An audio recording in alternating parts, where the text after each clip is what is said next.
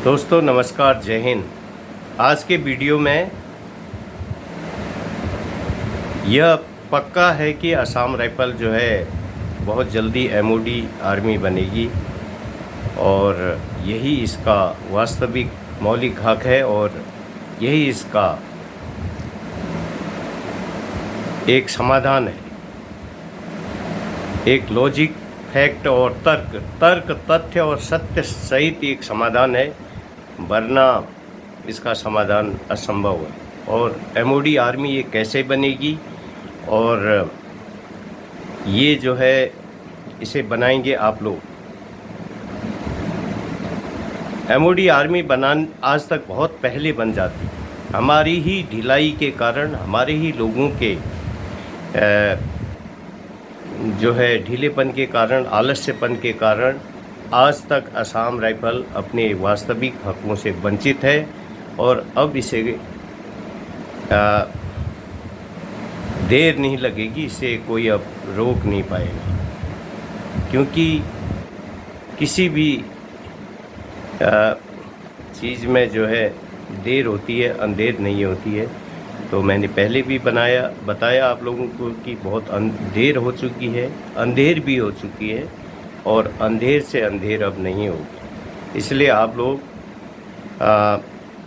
जागें और आलसीपन छोड़ें और सभी लोग सबसे पहले जो सबसे बड़ा जो इसका जो नुकसान हुआ है असम राइफल को जीडी ग्रुप है। तो जीडी ग्रुप के लोगों से मेरा आग्रह है कि किसी भी ट्रेड के किसी भी के बहकावे में ना आए। कोई भी आप सत्य को समझें, मेरी बात पर ध्यान दें और आदमी की भावना से पता चल जाता है कि ये आदमी, इस आदमी की नीयत कैसी है, इसकी सोच कैसी है, इसकी विचारधारा कैसी है। तो आप लोगों को समझना चाहिए।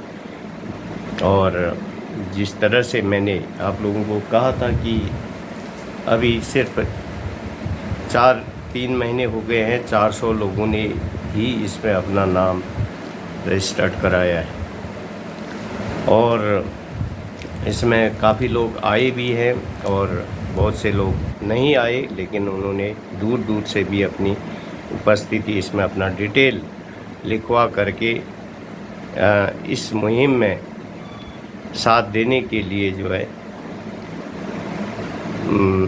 प्रयासरत रहने के लिए अपनी जो है इच्छा जताई है। तो मैं आप लोगों से ये बता देना चाहता हूँ कि अब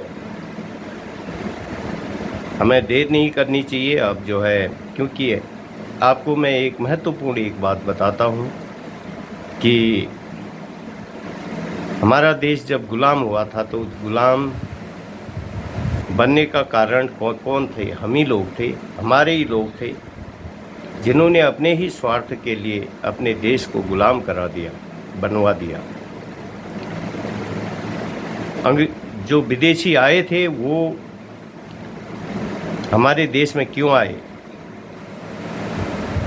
वो जो है बहुत सारे उसमें ट्रस्टेड लोग थे, लोग थे, फ्रॉडेट्स, धोखेबाज लोग थे। फ्रॉड का मतलब होता है धोखेबाज और फ्रॉडेट्स का मतलब होता है धोखे से खतरनाक धोखेबाज। तो उन लोगों ने के पास इतनी शक्ति नहीं थी कि हमारे देश को गुलाम बना देते। तो उन्होंने हमारे देश के लोगों को क्या बनाया? बैसाखी, अंग्रेजी में कहते हैं क्रूज कहते हैं। तो बैसाखी बना करके इसी तरह से आज भी देश में सुरक्षा बलों में चल रहा है, जो कि बहुत सारे जो खासकर जो ऑपरेशनल ड्यूटी वाले जवान होते हैं उन्हें बेवकूफ़ बनाया जाता है। और क्यों ना हो, वो लोग पढ़े लिखे होते हैं, जो ब्यूरोक्रेट्स होते हैं और अपनी जो है योग्यता का फ़ायदा उठाने का प्रयास करते हैं। लेकिन क्या आप लोगों ने मेहनत नहीं की? अगर उन लोगों ने पढ़ाई क्षेत्र में मेहनत की है तो आपने भी तो ग्राउंड में मेहनत की है, फील्ड में मेहनत की है। बड़े बड़े ऑपरेशन हफ्तों महीनों तक जंगलों में रहे हैं, सालों दशकों तक आपने वनवास झेला है, तो क्यों ना अपनी इच्छाओं को जगाना है हमें, क्यों नहीं। तो इसलिए मैं आज भी कह रहा हूँ कि आप सही लोगों की बातों पे ध्यान दें, ईमानदार लोग, मानसिकता, ईमानदार भावना के लोगों को पहचानें। ऐसे लोगों को 10-10, 20-20 के लोग ग्रुप में बना करके आप संस्था रजिस्टर्ड कराएं, और अधिक से अधिक संस्थाएं होंगी। जितनी अधिक हमारी संस्थाएं होंगी उतना अच्छा होगा, उतनी पारदर्शिता आएगी, उतना जो है देश के अंदर जो है ईमानदारी बढ़ेगी, क्योंकि कंपटीशन होगा। एक दूसरे की गलती को पकड़ेंगे, एक दूसरे की भूल को पकड़ेंगे, और उसमें गलती की गुंजाइश नहीं हो, और पारदर्शिता आई। तो इसीलिए मैं आज भी कह रहा हूँ कि बैसाखी, मैंने कहा था कि हमारे लोगों को बैसाखी बनाकर, जिस तरह से ये अपीजमेंट सिस्टम, तुष्टीकरण सिस्टम जो है, ये अपना जो है धन कमा रहा है, सिस्टम नहीं कि इस सिस्टम से जुड़े हुए कुछ लोग, तुष्टीकरणवादी लोग धन कमा रहे हैं, अच्छी बात है। लेकिन जवान को, उनका जवान निराश है, जवान परेशान है, जवान जो है आशा में लगा है, टकटकी से देख रहा है कि मिलेगा, लेकिन मिलेगा नहीं, बहुत लंबा खींचेगा। जब तक मेरी बातों पे आप ध्यान नहीं दोगे, ये नहीं होगा। मैं कह रहा हूँ कि मैं सबका साथ, सबका विकास और सबके प्रयास के, everyone support, everyone efforts and everyone development के नज़रिए से मैं वो सब काम करूँगा। आप लोग मार्गदर्शन करें, ऑफिसर साहब, JCO साहब, चाहे किसी भी ट्रेड के, NCO साहब, जवान, वीरांगनाएँ, माताएं, बहन, और हमारी जो भूतपूर्व सैनिक माता बहन से, युवाओं से खासकर मेरी गुजारिश है कि आप लोग जागें और इस मुहिम में आप साथ दें मुझे। और खुद भी, ये नहीं कि मुझे अपने ऊपर विश्वास है, खुद भी आप लोगों को अभी बहुत सारे लोग इसमें करने में सक्षम है इसको जो है। और ऐसा नहीं कि आने वाले समय में ऐसा ही रहेगा, होगा, लेकिन कितनी, बहुत देर, 190 साल का इतिहास है, और इतने 75-80 साल अभी हमारे आज़ादी को हुए हैं। उसके बाद इतने सालों से जो है असम राइफल की समस्या का समाधान नहीं हो पाया।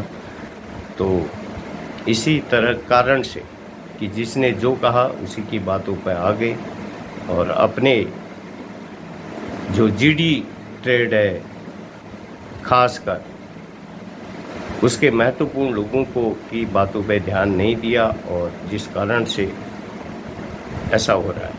तो इसलिए मैं कह रहा हूँ कि मैं ये नहीं कह रहा हूँ कि मैं किसी के साथ अन्याय होने दूंगा, किसी भी ट्रेड के साथ अन्याय हम नहीं होने देंगे। सबका मौलिक हक है।